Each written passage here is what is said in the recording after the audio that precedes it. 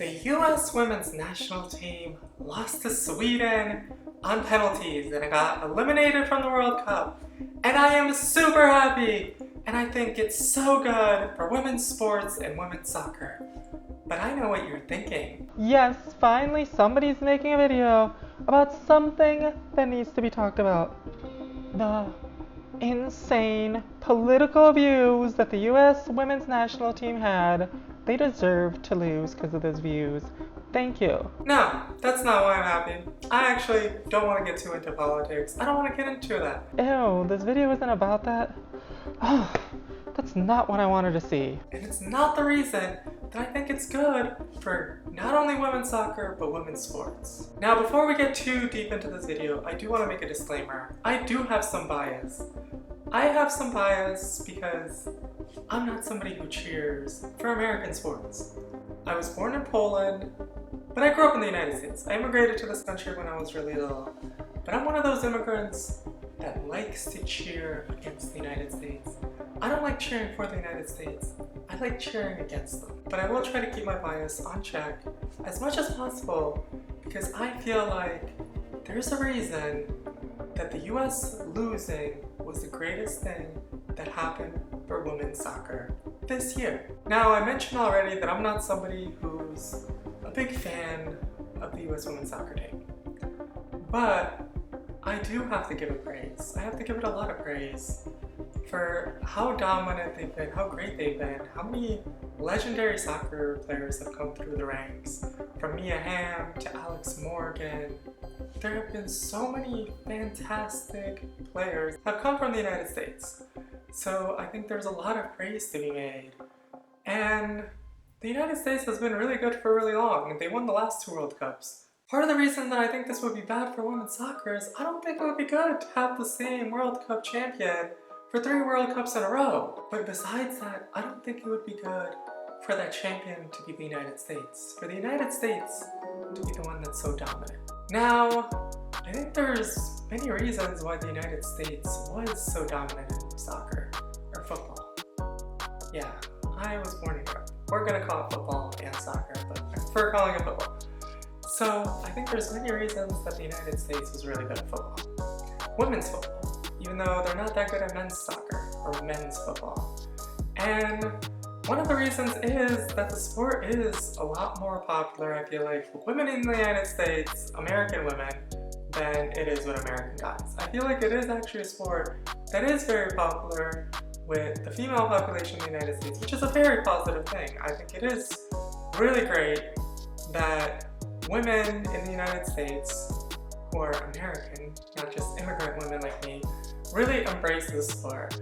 I think it's a beautiful thing how much it's embraced by women in this country. But the other reason, and maybe even the biggest reason, why the United States was so good at women's soccer, why they were so dominant at the World Cup, is I feel like there was more quality for women's sports in the United States compared to other countries.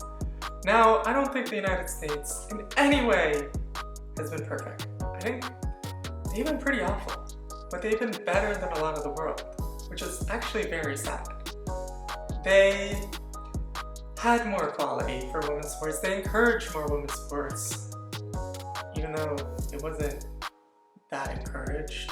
I don't think that the quality of infrastructure, the quality of professional sports for women was amazing in the United States. I actually think it was pretty bad. If you look at the women's soccer leagues that have been in the United States, they have folded, they have struggled financially. So I'm not saying, oh my god, it was this fairy tale story, but I do feel like in a lot of ways it was better than it was in Europe. It was better than it was in South America, Africa. It was better than it was in these countries that are soccer obsessed. And that gave the United States a huge advantage. Now, the United States definitely had its struggles. I mean, for one, the pay equality, like I mentioned, leagues, and they're still working on it. I don't think the United States is perfect, and I think women's soccer in the United States realizes that they're not perfect, but they were ahead of the ball compared to a lot of other countries. But as great as that is, the United States is becoming less dominant, and hopefully they'll keep on becoming less and less dominant, and hopefully they're no longer even a powerhouse. I think would be great for women's soccer. Because if you look at a lot of the past Women's World Cup winners, it's from countries, even outside the United States, that aren't soccer obsessed, but it's just countries that put more emphasis on women's sports, which is great. But I think what we need is we need soccer-obsessed countries. Soccer-obsessed countries from South America, soccer-obsessed countries from Europe, from Africa, putting a huge emphasis on women's soccer, on women's sport. Because once those countries start doing good at soccer, I feel like the reputation of the game will grow. I feel like there'll be more respect. I feel like it'll motivate more people if it grows in countries that are even more football obsessed than the United States. Because imagine how big football can be for women if it starts thriving in countries like France, England, Germany, Poland, where I'm from, Russia, Colombia, Argentina, Brazil. The game will just keep on growing exponentially because these are countries where football is the only thing. There's no other sports. It's just football. Even for how big football, soccer is in the United States with women, it's still not the only thing when it comes to women's sports in the United States. It's a big popular sport for women in the United States, but it's not the only obsession. And I think this sport needs to become bigger and it needs to grow in countries where it is so obsessed. And that is happening right now, and I think the reason that the United States fell is because the rest of the world is starting to respect women's sports. The rest of the world is starting to respect women's soccer. If you look at the statistics, how much women's soccer stadiums, football stadiums are being filled in Europe. There have been stadiums that have been filled with 80,000 people, max capacity, recently. The game is growing. Attendance records for women's soccer are being broken on a consistent basis. And that's a good thing. I think the United States losing is a good thing. And yes, the United States lost on penalties to Sweden. The United States goalie even scored a penalty, which was the first time that has ever happened in a men's and women's World Cup.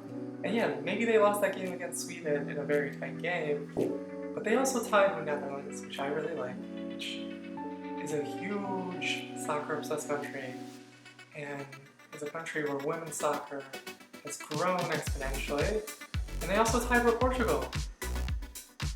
They had some very tough results. Besides their first game, they tied every other game, and then they lost on penalties.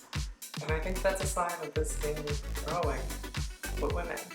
And that is why I'm happy that the United States lost. And that's why it's good for women's soccer. I think it's good for women's sports because it can help grow women's sports and women's football across the world. And yes, I am a little bit biased, and secretly I'm also really happy because the United States lost, and I like cheering against them. That's not the type of video I wanted to see. I am leaving negative comments all over this video. This is not what I wanted to watch today. I am so disappointed.